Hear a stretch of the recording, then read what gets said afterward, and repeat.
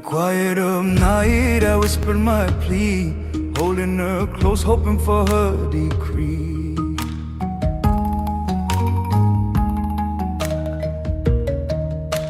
Can you hear that? A scraper on wood. One long, careful pull. It breathes. Each pass lifts dust like a little comet of gold. Right away you know where you are. Sanding, brushing, the soft settle of gilt leaf. Even before we see the piece, the sound tells its story. I'm standing in a narrow workshop just outside Phnom Penh. Sun through a single window catches lacquer dust. A radio plays an old Khmer song.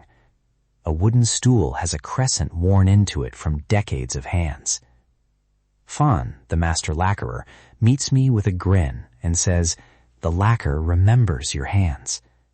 I want to show you what that remembering looks like.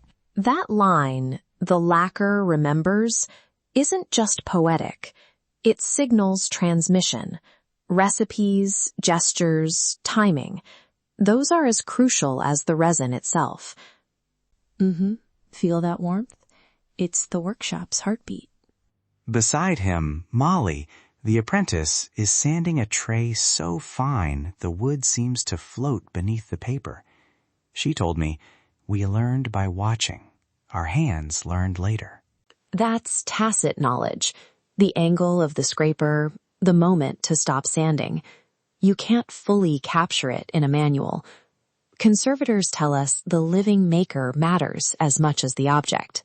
There is a moment Fan mixes pigments, tiny puffs of color, a grain-sized pinch of mineral for a deep red, a whisper of charcoal for black. He leans close and jokes, "People call them secrets." Right. Family handwriting is a better phrase.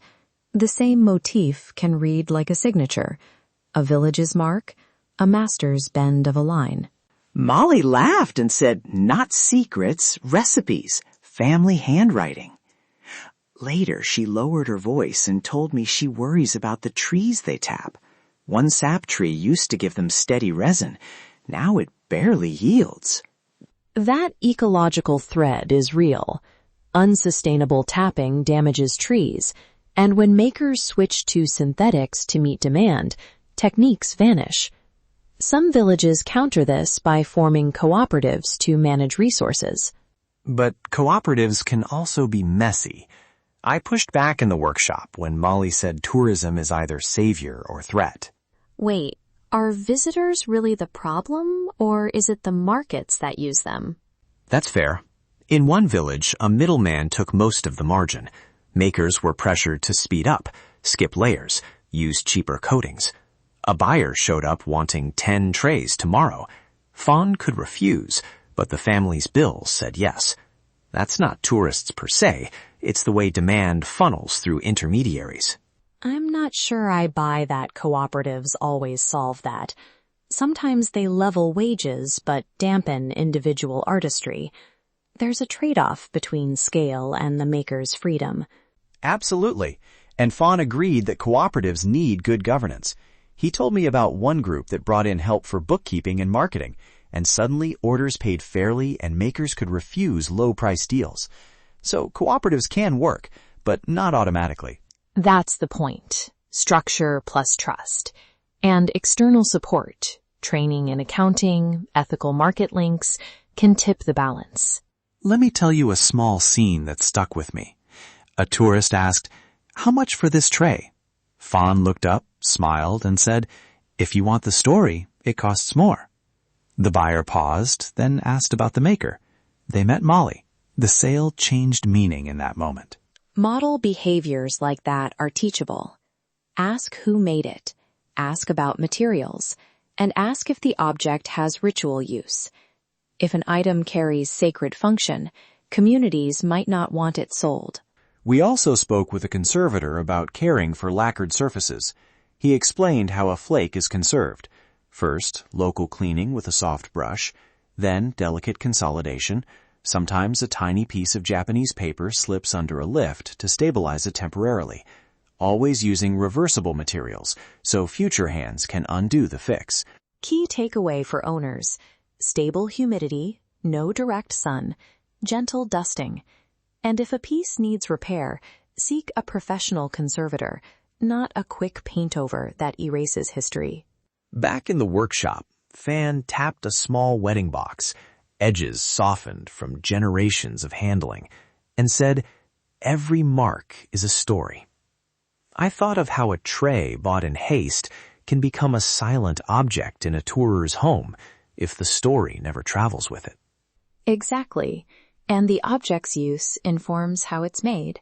A gamelan case, a betel box, a monk's offering bowl, each has different layers, different motifs, different expectations for durability and repair.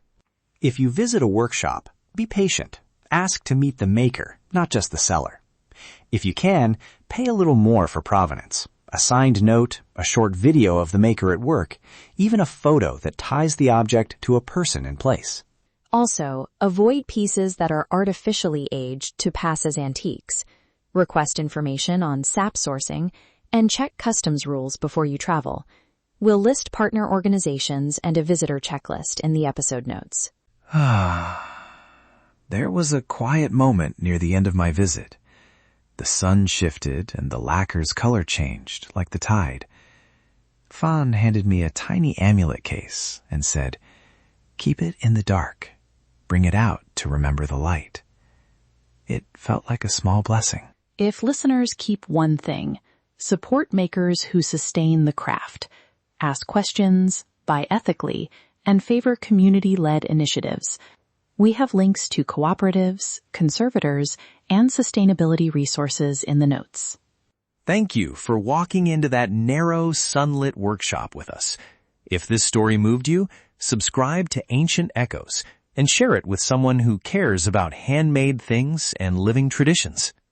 And if you plan to visit a workshop, be curious, be patient, and listen more than you photograph. We'll post bilingual phrases and a visitor checklist in the show notes to help start respectful conversations. Quiet stones, loud stories. Ancient stones, modern stories. Warm welcomes. Walk the temples with me. Oh,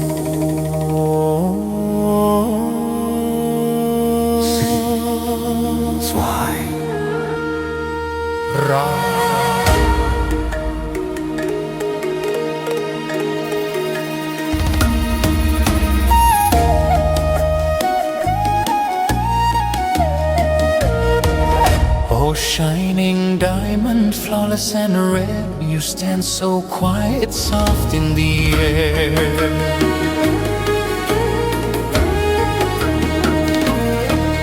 I dared not to rush you, feared you'd flee. Your heart too pure to belong to me. If you turn away, I reach and bind, press my hand, still body and mind.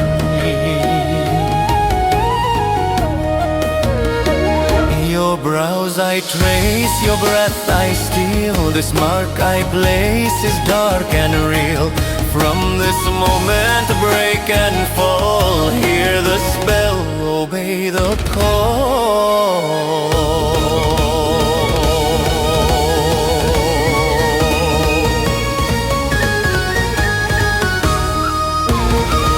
False love born from sacred lies, second one whispers through closed eyes. Follow me, don't fight, don't run, your soul is caught, my work is done. Empty will, your light undone, under spell, under Sigmund.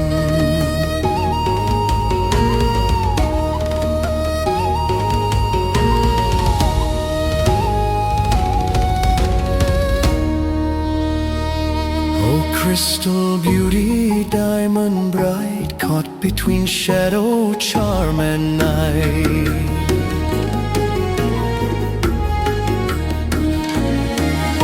Time won't save you, truth won't last.